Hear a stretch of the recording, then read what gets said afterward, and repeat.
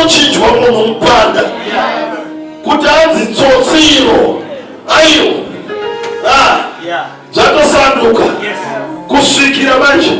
Iye ndiye akubvunza manje zimunombonzani wewe zita rangu harina basa chindireka ndiende kwakuda kutoedza chindireka ndiende andati munombonzani akati uye akati handingapedzerwa nguva kubvunza zita akati hapana kwamunoenda musati mandikomborera chindikomborerai muone kuenda.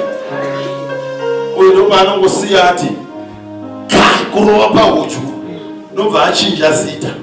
Saka vese vaimuona dzanga dzaakufamba dzichikamhina manje kwakuti ndiani wari kufamba achikamhina vaimuziva nekuti Jacob iye ari kucheuka ndinonzi Israeri ndiani ari kukamhina ndinonzi Israeri. Vachakuona shamwari nemafambiro achinja, vachakuona shamwari usiwe muchato wako vachifunga kuti hauchati uchinetsira makorokoto mari akuchengete uri pamuchato shamwari uchirova kiki lok vachakubvunza kuti ndiani uyo your name shall be Israel. Kashira anoendini yako kashira zodzo masikati yako nezita raJesu by thunder by fire.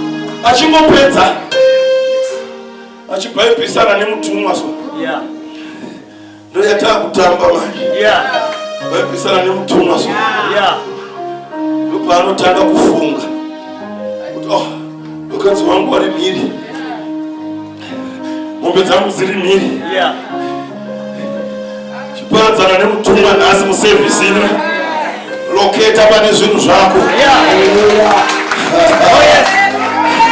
ndikutoereresa so iyo sevhisi ino pari kugadzirwa testimony pano iyo pandakamira pana pane testimony yakugadzirwa nezita raJesu nezita raJesu.